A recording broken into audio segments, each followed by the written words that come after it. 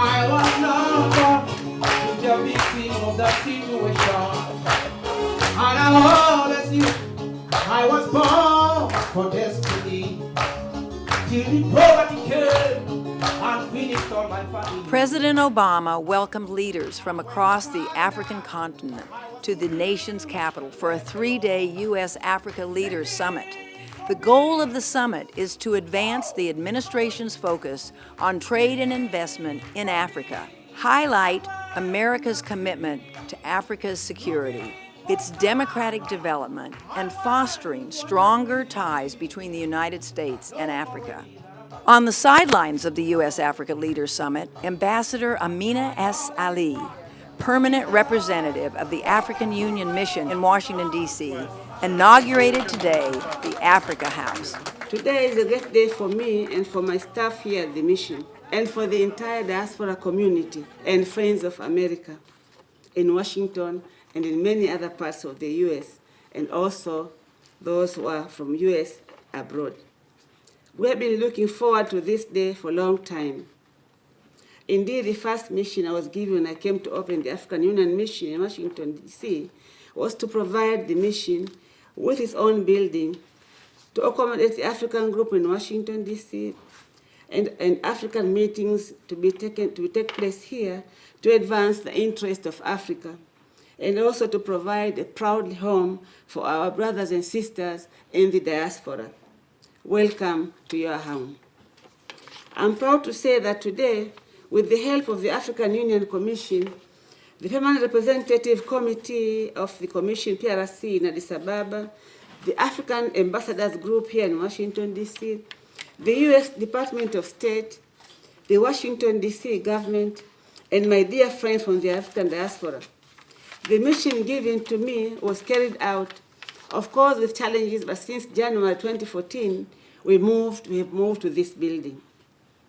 While thanking Africare for having been the host for the monthly Ambassadors Africa Group meeting for so many years, we are pleased to report that now African Group meetings will take place here every month at the Africa House.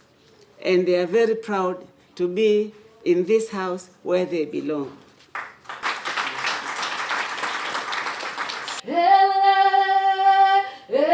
Africa, hey!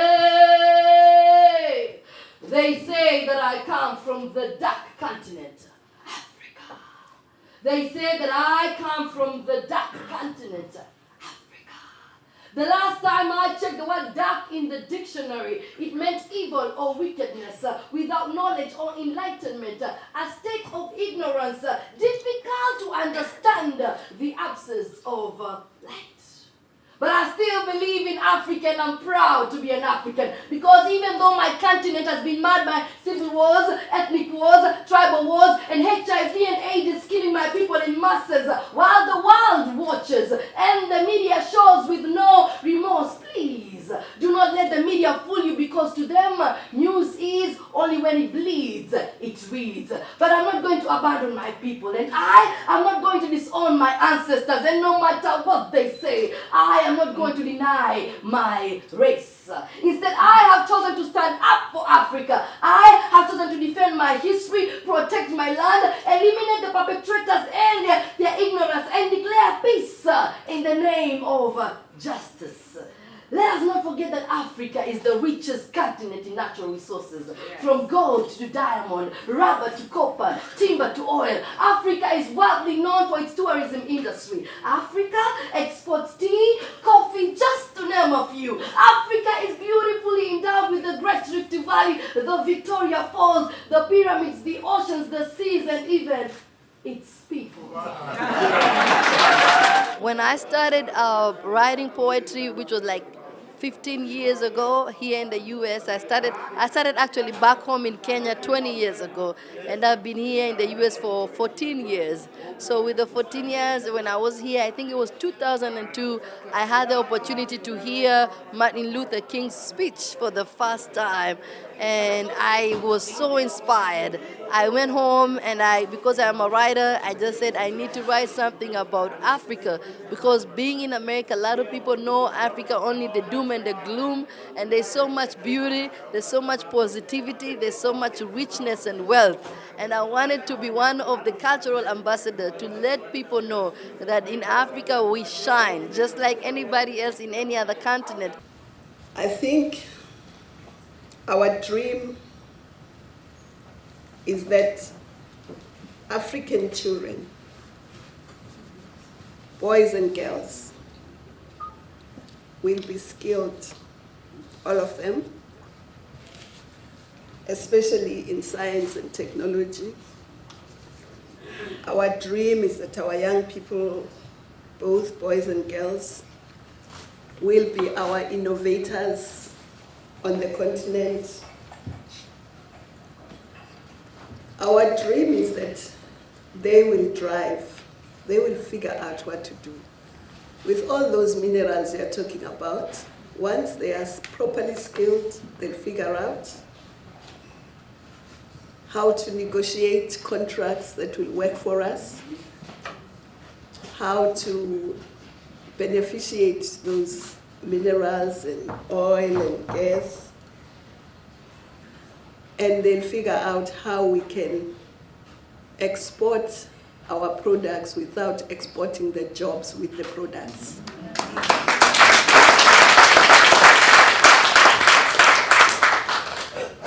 And I think if they are properly skilled, they will figure out how we can modernize our continent using not only the available technology, but technology that they will also develop. So I'm a great believer in the skills revolution that we need to have in Africa. And I hope our brothers and sisters in the diaspora and our friends will indeed contribute enormously to this revolution that we want to have, to skill our young people, our boys and girls. I'm very, very pleased and honored that we have with us today Dr. Gloria Herndon, who is the president and CEO of GB Group Global, who does enormous, wonderful work all over Africa and the world. Gloria, I'd like to just have you say a few words about welcoming our African friends from around the world who have come here today, and how has it gone so far? Well, we have had one of the greatest experiences of our life. For this time and this place, we have this number of leaders in Africa coming with one accord, the promotion of trade and investment, to work with America. This is truly a monumental experience, and I'm so happy that my lifetime of working in Africa, we have finally come to this. This has been like something that is very important in terms of my life, that I've had the opportunity to see this. And I know this is the beginning, but it's not going to be the end. And as a result, there's going to be a lot of fruitful relationships developed, and a lot of great business done, and a lot of goodwill fostered. I'm thrilled that in the audience we have Dr. Marilyn Safakle. I have known Dr. Safakle for many, many years, and this year she is celebrating the 20th anniversary of a foundation that she founded 20 years ago, and that is the Women Ambassadors Foundation, which is going to have their big event at the Ronald Reagan Building, International Trade Center. Tell us about what you're going to be doing this week, Marilyn. This week we are going to focus on the internet, on internet technology, on Africa digital security. That is an extremely important topic for Africa, as Africa is developing its internet system. I must add here that it's important to know, since Jan talked a little bit earlier about the Women Ambassadors Foundation that I represent, that Africa is the continent that sent the largest delegation of women ambassadors. So we are very proud to say that. We are also proud to remind the audience also that the first woman ambassador to participate in the works of the Security Council of the United Nations was Mrs. Jeanne Cissé.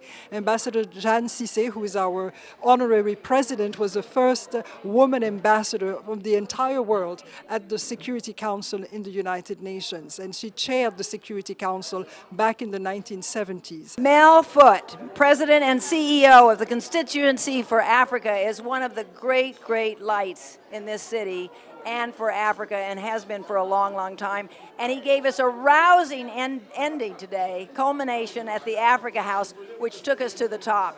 Mel, tell us about what's going to be happening the next 4 days. What do you hope is going to be happening during the summit? Well, I'm really actually very thrilled by all this. This is something I recommended to President Obama at the onset of his administration. He wanted to know what he could do given the state of the U.S. economy then, and the fact that we were in 2 wars, and the historic nature, the fact that he's the first black president. What could he do on Africa? He followed George Bush, who actually, ironically was probably the greatest president we've ever had focused on Africa. And so I suggested young African leaders focus on them, not the old guys. Do a White House conference on Africa. That's what this is. He wanted to do it in the first term, but it got pushed back because of the oil spill in the Gulf. I told him to go to Africa, do that. So he's done pretty much everything I want to do. So I'm a happy camper. So I think that this summit, for the first time, bring together African leaders to Washington to have a serious conversation around trade and U.S.-Africa policy, And so I think that Africans are going to learn something here. I think the Americans are going to learn something here. But I think it's a historic, no question, a historic occasion. All of Washington is buzzing about Africa today. I've never seen it like this before. For you to see it in your lifetime, did you think it was going to happen, really? Well, there's a lot of things that happen in our lifetime. I never thought Nelson Mandela would walk out of prison. I never thought Barack Obama would be the president of the United States, And so God works in mysterious ways, so let's accept that and move on, So I'm ecstatic, and this is not the end. This is really just the beginning. A lot of people think that this summit is going to solve all the problems, and I don't think so, not at all. But I think it's going to accelerate what we need to do to really work to support Africa and build partnerships in Africa going forward. We got a lot of work ahead. This is just the opening. This is the opening reception, opening gambit. But the hard work is ahead.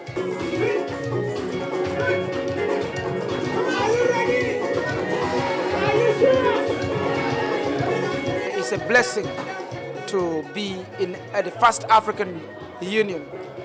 I believe that our great fathers like Mandela and Kwame Nkrumah would have loved to see this. But this is a sign that the world is becoming one global village and it's becoming a better place. I'm so honored to be an African artist who has also been honored to be the best male artist of Africa twice in the continent of Africa, and to be in such a place like this one. This is the kind of place I want to be, and this is the reason why I live, to see Africa become a better nation. It is a great day for all of us. It was a packed house here in Washington, D.C., in Georgetown. And the music, the performance, the speakers, it was terrific.